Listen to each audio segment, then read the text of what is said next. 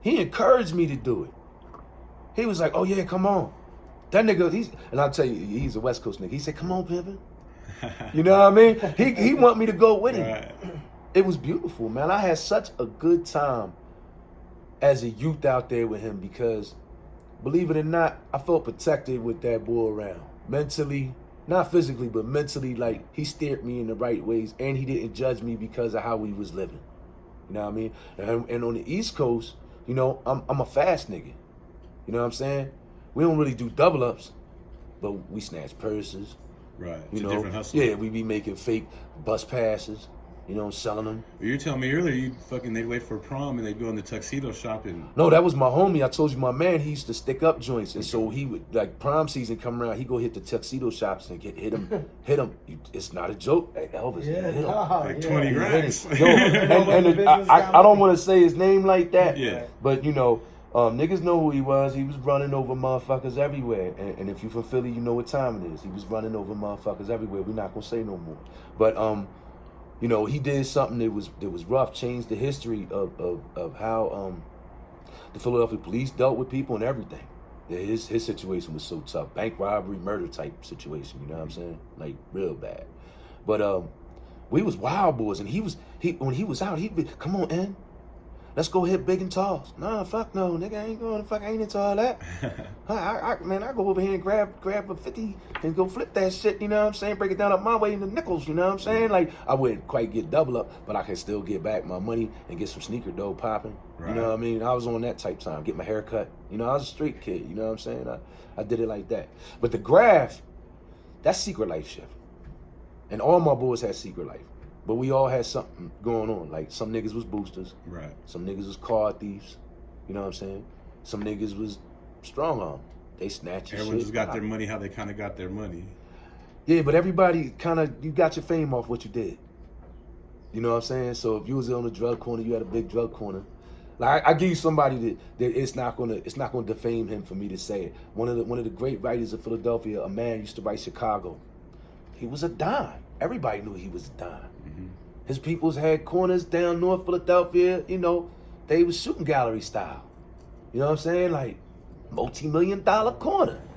That's real shit. $1 million spot. Yo, okay, quick story. I'm gonna give you a Philly story. Y'all gonna love this when it's old school cool, bruh. One day, it's wintertime, and this is how Philly boy was rocking. He got the fur. Chicago got the fur on with the Kango and the big gold chains. And he's walking, and I see the paddy wagon on the corner where his boys be hustling. And he's yelling at the cops, "It's my fucking corner. They be out. I had somebody out here in fucking half an hour." I'm like, whoa. You're witnessing some crazy shit right here. And I'm with my man Irks. My old head. He used to come with me, you know, school me when I went through North Philadelphia. He's a bad writer, one of the classics, you know what I'm saying? And we watching this boy go off. And he float over, he see Irks. He like, "What up, Irks?" And he like, "Yeah, man, it ain't nothing, this, that, no." And it's just like, wow, he that big that the police can't fuck with him.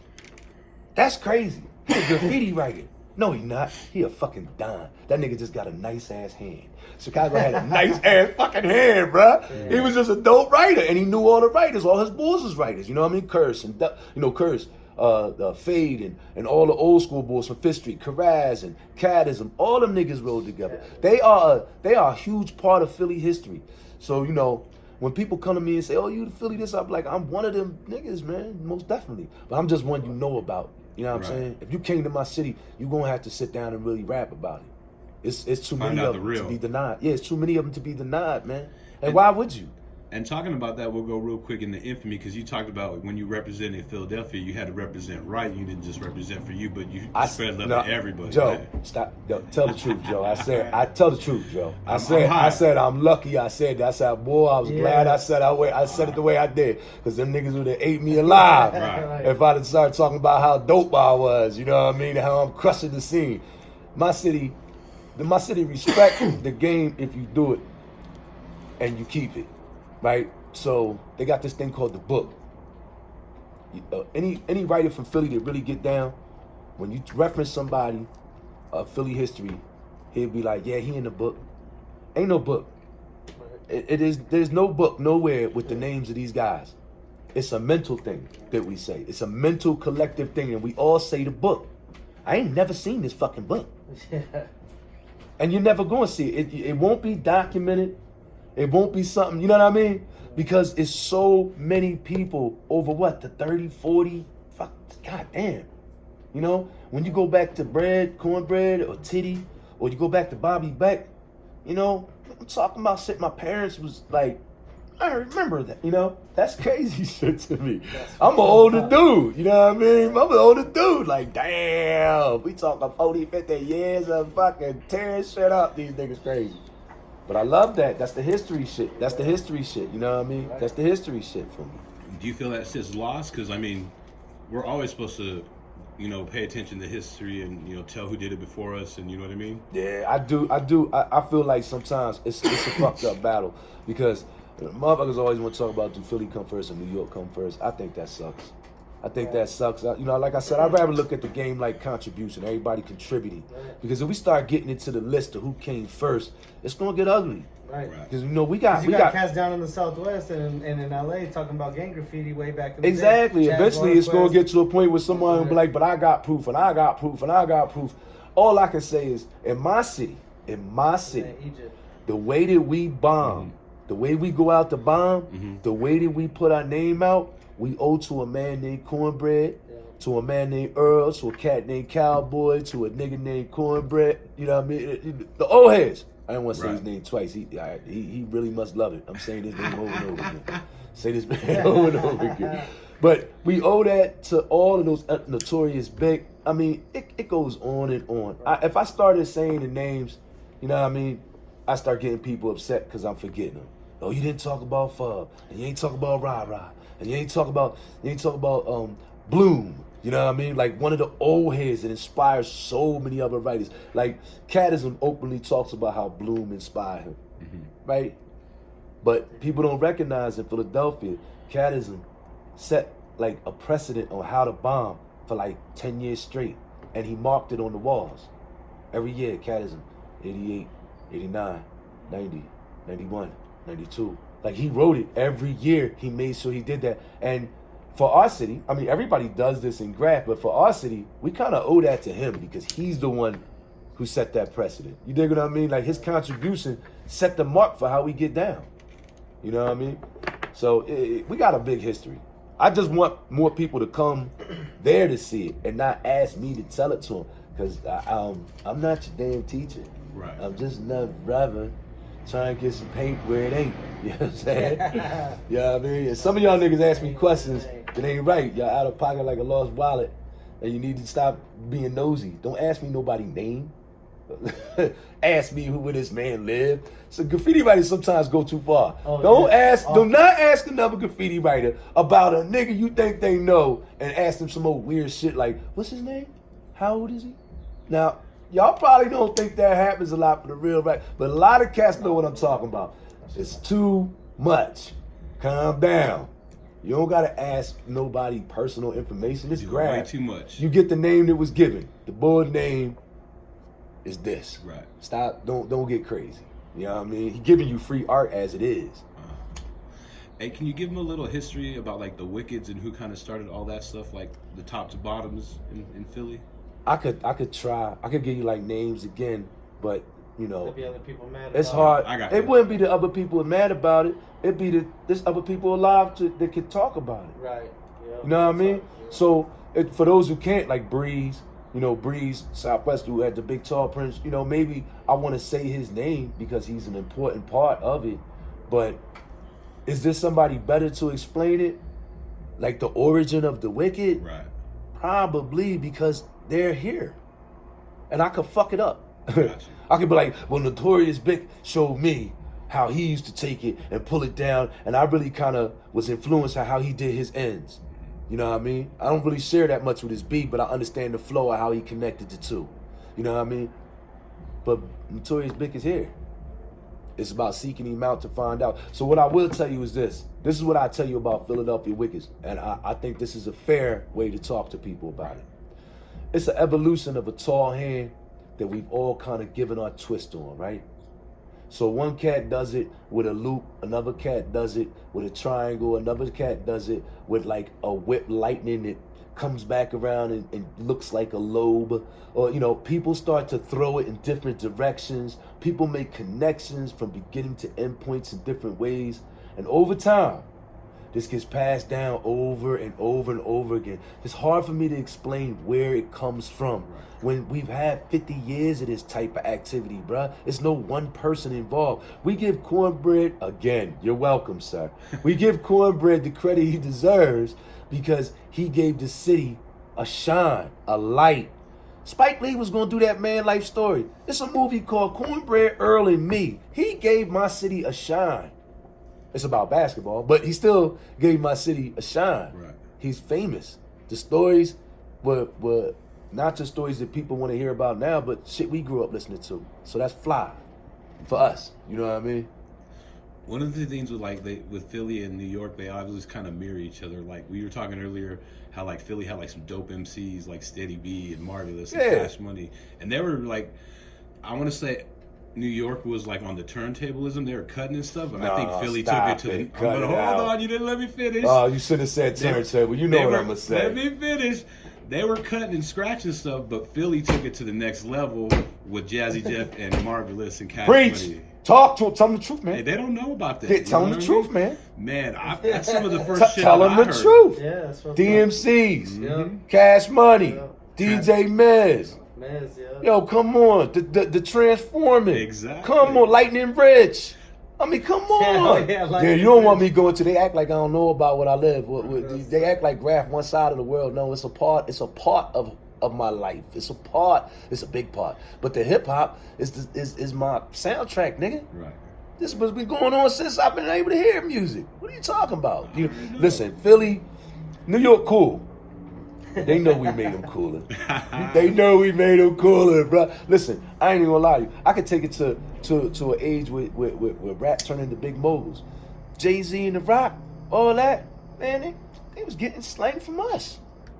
They was coming to Philly to get they slang. They was them cats was in New York talking like Philly cats. Now, I'm not dissing them. I'm just saying. Just saying. They was influencing the world, but they was using it through Philly culture. I ain't gonna lie.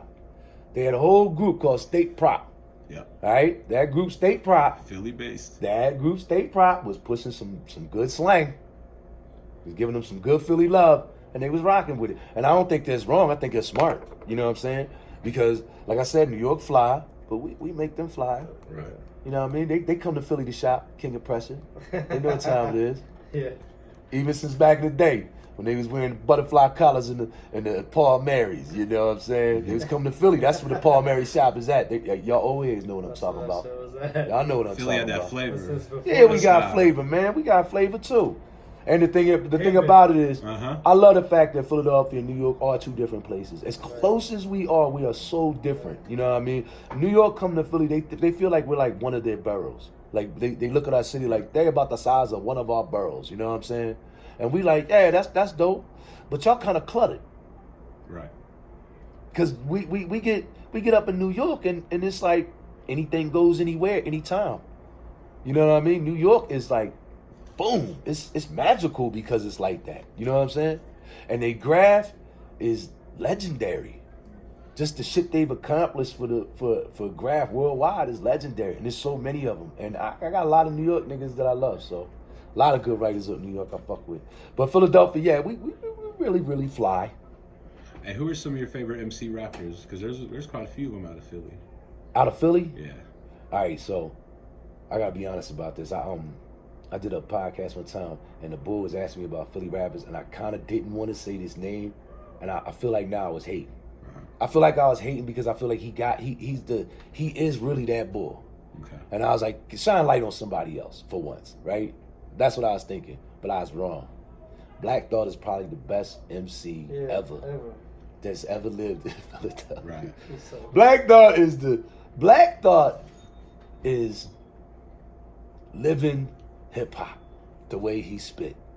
It's so real. I don't know about for y'all, but for Philly, it's times I could be away. If I'm listening to Black Thought, I feel my city.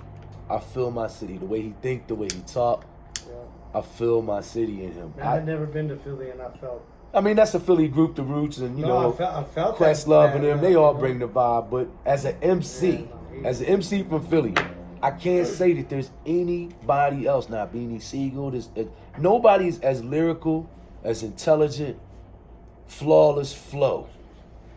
Just the way he spit. You know what I'm talking about? He can spar with anybody, anywhere, anytime, anywhere. I think after that Flex freestyle, I don't think anyone could touch it. Yeah, and just freestyling, man. Like, he's doing real freestyling. He ain't. It's a sample though. That's just a sample of how he is. If you look at the years, if you look at his first couple albums, the Roots, when they was with Geffen Records out in Europe, that shit was incredible. Let's not front on that shit. That was the best shit. I mean, nothing else. Philadelphia. That's my favorite shit. And the first one. Yeah. And even they hardcore shit, when they was dropping Clones and Desperados and them time tracks, those shits now are hard as fuck. You listen to them shits, you like, yo, this shit crazy. Kept it dope. Kept it dope though. Even like Tipping Point was just, man, everything was just so dope. Everything they kept doing was fire. So overall, when you look at the whole career, you know, it doesn't matter who may have been more successful. You know, people say, but what about Meek and what? And I'm like, yeah, but Meek embodies a different generation of rap where I don't feel like the skill set that Black Thought has is the same. No, I'm not in comparison. I don't think the bar is set at the same pace. Yeah. No, I think that Meek's skills are fucking ridiculous in a different way. It's like set for a different, not just a different crowd, but just a whole different, a whole different vibe, a whole different music. It's like, and in that music, that nigga raw as fuck. Yeah. But in overall hip hop, MC, Hip-hop. Get the fucking mic popping, burn this shit up. There's nobody touches dog. Nobody touches dog. That's just a reality. I concur with that. And I'm an ex-hater. I'm an ex-hater like that nigga shit. too rich, man. So that nigga on TV and everything, man. Okay. Why we gotta say his name? He rich as fuck. Nah, it ain't like that. He's dope. He's a dope ass MC, bro, and probably the best one that's ever come out my city. The Roots deserved what they got because they put in the work. And No, yeah, they a dope band, no doubt. I mean, another amazing artist, you know, and Black Thought just... He transcends, though. He's one of those dudes who transcended, like, he transcended music. Right. You know, like, this dude was, like, tight with Prince. Touch anything. Like, he was tight with Prince. Like, let's be honest, this nigga was tight with Prince. Yeah. You know what I mean? Like, Prince would come to town, and the after party, Quest is throwing the after party. You know what I'm saying? Not like some company, not some big club. Quest is throwing the after party for Prince. So you know that's that kind of I guess in their world, because you know I'm not in the music industry, but in the industry that has to be beyond the level of like respect. That's camaraderie. That's friendship. You know that's deeper than that. Hey, I'm coming to town. I got you. Right. You know, and the equivalent of me coming and y'all niggas saying, "Come on over here, we got you." You know what I mean? Love. It's love in the field that you in. Yeah, I said that good. I like that. Baby, remember to record that part, baby. Yeah, it's lovely to feel that train. I got my girl on record at home, like, baby, record that part. Yeah. Hey, do you remember how they contacted you when you first heard that they wanted to get you on the documentary Infamy? How'd you kind of find out, or how did they reach out to you? All right, let me get up on here. So because I'm gonna just end it. Yeah, look, they think this is they smoke house. Not I smoke all they delicious weed. All right, look. Here go the deal. The thing about it was, a lot of people ask me like how or why. I guess it's not a secret. People know that Roger Gassman created the movie. You know what I mean? He worked with Doug Prey, who was a great director and producer who put that together. But it was Roger Gassman who put it together. Right. And Roger Gassman used to write Clear, and he used to run a magazine while he was sleeping. And he was, you know, he was in Maryland, and he's close to Philadelphia. So I knew who he was. I met him. You know, Espo had introduced me to him before. So many years before Infamy was even, I guess, his project, I had known who he was, and he knew who I was. Right. You know what I mean? So y'all kind of had like the inside connect. You just knew him, though. We had a graph connection, like most graph writers. I didn't know Roger Gassman was going to be no damn body. Right. I didn't know this guy was going to be the most prolific fucking, you know, graph documentary guy ever. You know what I mean? He was going to put out these crazy books all the time. And, you know, and he included me in a few of those projects. You know, I just felt like I was lucky because our relationship wasn't one like he was my friend. It was camaraderie and graph, Clear and them, not me and Roger. You know what I'm saying? Yeah. It was a graph thing. So I had not really talked to him, and a good friend of mine who was in my club, KTS, Sense is from down there. He's an MSP. He is from that area that Raj is from, and he had contact with him. And he said, hey, listen, Raj wants to talk to you about something. Right. And so I guess it was like a phone call, email. And he said, listen, can I send some people, check you out? We'll talk about it. We went through the particulars and all that. I said, well, at the time I had an art gallery. I'm like, I don't know if I really want to expose my situation, but I figured, why not? Raj is a cool dude. Sounds like fun. You know what I mean? And I took a shot and said, I'll let y'all into my life. Right. You know what I mean? That's really all it was. Now, I had no idea that this guy was putting together something that was formidable. You know what I mean? Right. Not that I was doubting him or anything. I just kind of, people talk all the time and like, you're like, all right, cool. Like, yeah, and sometimes shit just don't work out. Yeah. You know what I mean? You see a lot of cats that got great material and a great time, interviews, lots of good all graffiti. the footage for days. Yeah, and it just doesn't happen the way you think it was going to happen. Everybody's making a movie. Everybody's on the hustle here. Exactly. If you thought about it, someone already did too. And then, I didn't understand that it was going to be that kind of quality editing, and that even the crew that they sent down, they knew what they were trying to accomplish. They had a good game plan. Because it wasn't just about me. It was just about getting my experience. When you look at that movie, I think it's real interesting because they break down all these different writers. Right. But there's a similarity, there's a thread that runs through it all. So to me, that's a sign of good production. Like, they're the ones who are editing it and putting it together. You know what I mean? They could have made us look like assholes, B. They could have made us all, because I did some asshole shit a couple times, I'm sure. You know what I'm saying? Right. But they made me look good because they was like, hey, it's kids, it's wives, you got a wife, you know what I mean? Right. Like, let the man live. You said they sent a crew down to Philly with you for about a week or what? Yeah. They came down, they did that shadowing thing, you know what I'm saying? I was like, wow, this must be like for like the real world or some shit, Right. I ain't really, like I said, I wasn't tripping because I also had presses about other things that was going on. Right. They talk about the gallery in there. Yeah. And that was like transition time, trying to, when people talk about trying to change your life from what you might do in the street, transition times are crazy. People don't understand how that works. You know what I mean? It's not like one day you wake up and say, okay, tossing my phones, it's a wrap. I'm not going here no more. I'm done. Right? You don't get to do that. You gotta work. Phase it out. You guys get a plan to start doing something else. So the gallery was a good way for me to transition in my life at that time. So them coming in was cool, but it was almost intrusive. Right. Like almost now not really the right time. Right. You know what I mean? Like, damn, now's not really the right time, but fuck it. And I knew it wasn't gonna come out immediately. So, I was like, it's cool. How long did it come out? How long did it take for it to come out after they filmed you? Do you know? I felt like it was like a year or two. About a year or two? But like I said, I almost like just let that go. Right. You know what I mean? It wasn't, I had so many other things going on. You know what I mean? A lot of those guys, they,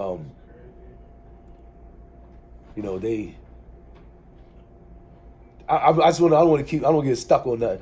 Right. But in that movie, man, a lot of those dudes was real buck about it, and I wasn't allowing them to let me get buck. Right. In other words, I wasn't allowing them to say, "Come on, let's go bomb," and I was like, "Nah, what you talking about?" You know what I mean? I'd already been in the game 20 years. Right. I've been writing for 20 years, and they want to do a documentary, and then somebody says to me, "Oh, you want to go bomb?" And I'm like, "Nah, I'm from Philly. Like, you can't put a battery in my pack, And by the way, I don't know how y'all gonna handle this. I ain't trying to catch a case. Right. Like, I don't know how you gonna handle it. At the time, I really didn't know how these people were gonna receive this kind of type of activity.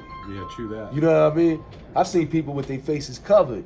In Philly, faces covered. You ain't never seen these cats, and they still raided homie crib. Like, and they really charged you like with some nut shit. We was talking about that shit earlier. Hey, did they tell you who was gonna be on Infamy or who they were talking to do? There was no enticement. It was no enticement for it. Just a conversation between me and Raj, and I guess really for me it was a respect of dude. Right. I knew he was into the media. Am I talking to this correctly? Yeah, you All are. right, You because sound my good. head, I'm looking at you, Joe. You so pretty. I'm over here, your head all turned. You know what I mean? No, there was no enticement for nothing like that, man. It was really, I'm telling you, man, my whole graph career is not, niggas think I'm sponsored by companies, man. I've been sponsored by the streets. Day fucking one, man. If it wasn't love from another writer, that's how it goes down. Yeah, I fuck with companies, you know what I mean, that have shown me love, you know what I'm saying? But listen, don't get this shit chopped. They don't pay niggas bills. You know what I mean? They're good to help promote as they promote themselves. Right. It's all good. I love it. But you're only gonna get me if we talking about contributing to the culture. Mm-hmm. That's the only way you're gonna get me. So if you're not showing love to real writers and dudes that have been putting in work Fuck you. and creating, like, breaking glass ceilings, you dig me? Mm-hmm. Yeah, I don't know if I'm gonna ride with you. I feel you. I don't know if I'm gonna ride with you all the way. You know what I mean? Right now, Joe, my big problem. Did you know I had a beef? Nah. I got one. Oh shit. All right, y'all. Yeah, What's the beef? I'm up area here. It's computer graph. Oh yeah. They try to steal it. They try to steal the art form.